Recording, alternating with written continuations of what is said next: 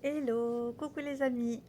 Alors, aujourd'hui, j'avais envie de vous parler de l'énergie du 8, mais différemment. Parce que souvent, je vous parle du karma, du contrôle, des énergies un peu bloquantes en 8 et tout ça.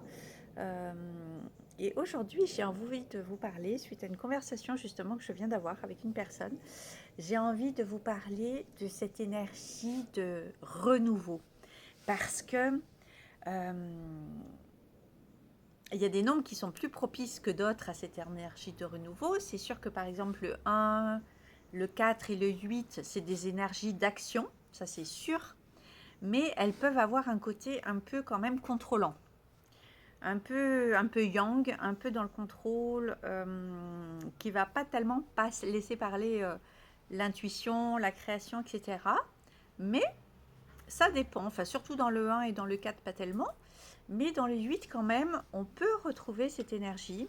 Euh, et j'avais envie de vous parler de ça parce que moi, c'est une énergie que j'adore. Et c'est vrai que j'adore les nouveaux projets.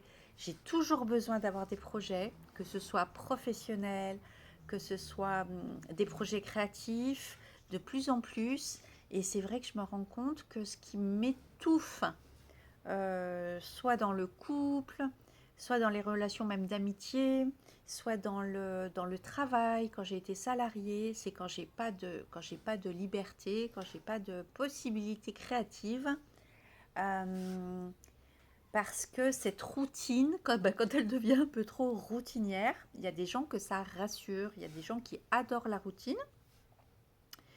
Et c'est vrai que moi, ça doit être aussi mon 3 parce que j'ai un nombre d'expressions en 3. Le 3 c'est la création, la, la créativité, la communication, la joie.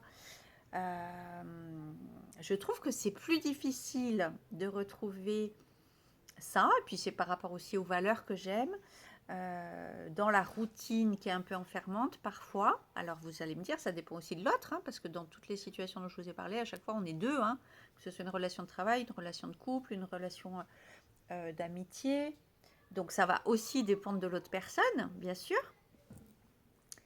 Mais c'est vrai que c'est plus difficile d'avoir toujours cette, cet esprit de nouveauté.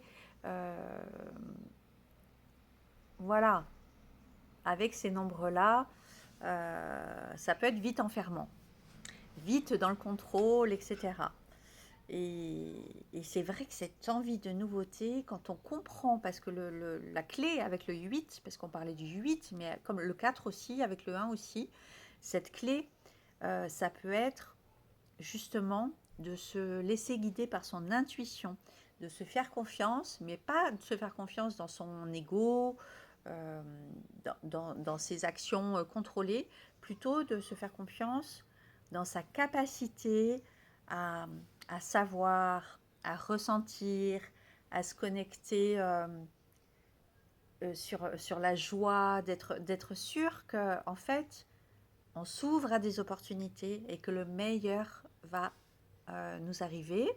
Si quelque chose ne se fait pas, justement, c'est le contraire du contrôle. Si quelque chose ne se fait pas, c'est pas pour nous punir, ou c'est pas parce qu'on n'a pas de chance, ou c'est pas non plus parce que on ne mérite pas, ou que c'est une punition, voilà. Parce que souvent c'est comme ça.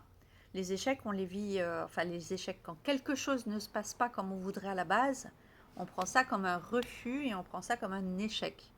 Alors qu'en fait, pas du tout. Mais moi, ça m'a pris des années pour switcher cette énergie et ne plus me dire que c'est contre moi en fait, mais au contraire me dire que c'est quelque chose d'autre, quelque chose de mieux m'attend. Et ça change tout en fait. Ça change mais carrément tout. Parce que quand tu es positif, eh ben, tu rebondis tout de suite en fait.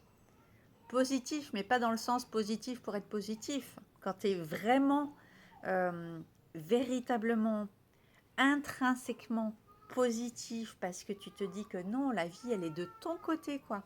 Et que si un truc se fait pas, ben, c'est qu'il y a autre chose. C'est pas grave, c'est que c'est une autre route, une autre personne, une une autre expérience de travail.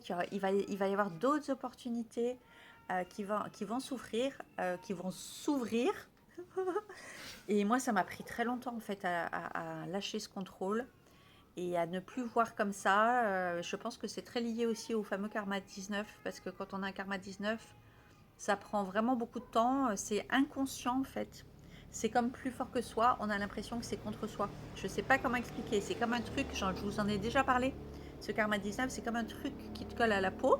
Et je pense que le 8, quand il est un peu karmique, c'est un peu comme ça aussi.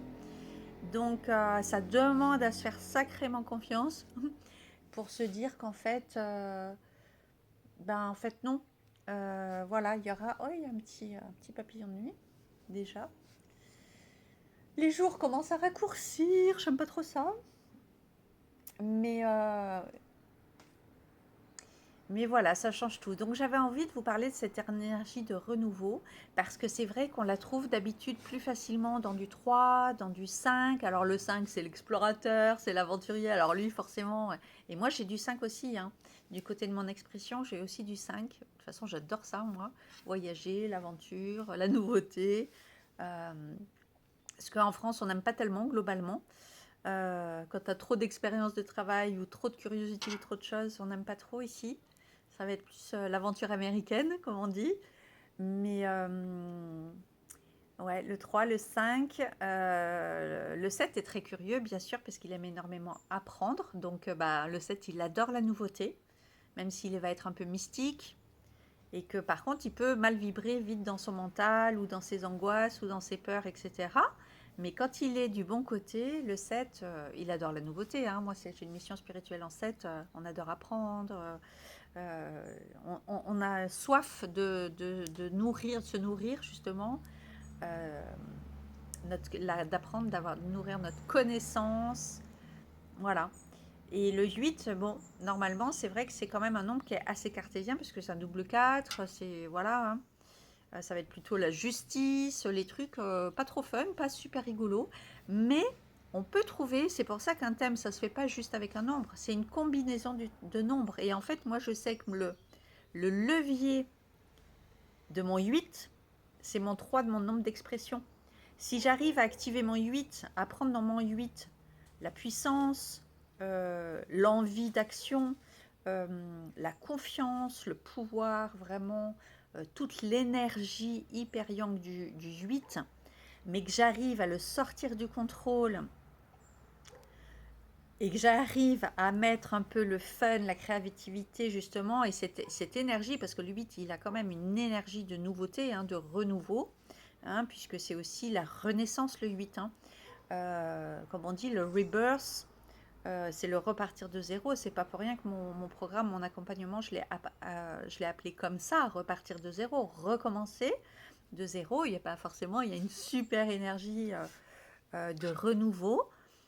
Voilà, alors que le 9, par exemple, va plus être, voilà, des énergies de fin, de bilan, de récolter ce qu'on a semé. Mais dans le 8, non, on est encore, même si effectivement, si on parle de cycle, on va arriver quand même sur un pré-bilan. Mais dans la mesure où le 8 transmute, hein, on transmute les blessures, on transmute les échecs. Voilà, justement, un échec n'est plus un échec, non. C'est juste un palier pour rebondir à nouveau, pour prendre tous les acquis de ce qui n'a pas marché, de mieux se connaître, de mieux savoir ce qu'on veut, de mieux savoir ce qui nous convient, de mieux connaître nos besoins, et pas seulement, aussi nos envies. Voilà. Et ça permet de... Voilà. Donc le 8, c'est un nombre, c'est pas pour rien que nous les 8, on fait beaucoup des burn-out, parce qu'on aime, le 8, c'est le travail aussi, hein, c'est l'énergie du travail, hein. Mais voilà, pas le travail, entre guillemets, avec les mauvais côtés des blessures, c'est-à-dire travailler beaucoup pour plaire, pour être aimé, pour se sentir valorisé par les autres, pour tous les mauvais côtés en fait, hein, pour tout ce qui n'est pas, entre guillemets, authentique, tout ce qui n'est pas juste et vrai, hein, pour les mauvaises raisons entre guillemets. Et quand on connecte justement, qu'on arrive justement à connecter nos nombres ensemble, c'est ça, et c'est ce qu'on voit dans les thèmes, quand je fais votre thème vraiment complet, on se sert de tout. Le nombre ressources, et par exemple, moi j'ai un chemin de vie en 8, mais donc j'ai mon nombre d'expressions en 3. Et quand on cumule les deux, on appelle ça le nombre chance, le nombre ressources. Et du coup, ça me fait un 11. 8 plus 3, ça fait 11. Et le 11, c'est quoi? C'est l'intuition. C'est l'énergie, c'est le maître nombre, c'est l'énergie des guides. Et surtout, c'est le leadership. Mais c'est le leadership intuitif, pas le leadership euh, comme ça. Voilà, bête et méchant, entre guillemets. Hein. Non, c'est le leadership intuitif. Donc, de connaître ces nombres, ça nous apporte tellement de compréhension, en fait, de qui on est et surtout sur quel levier on peut s'appuyer pour se faire confiance, pour développer, pour se rapprocher de qui on est, pour mieux se comprendre, pour mieux s'aimer, etc. Et en fait, se donner des ressources, parce que voilà, on a tous des ressources, quels que soient nos nombres, et c'est juste de savoir lesquelles. Voilà, sur quoi s'appuyer. Donc j'avais envie de vous parler de ça, parce que c'est vrai que le 8, il est dur. C'est un nombre très difficile à comprendre, et aussi très difficile, bien sûr, à vivre.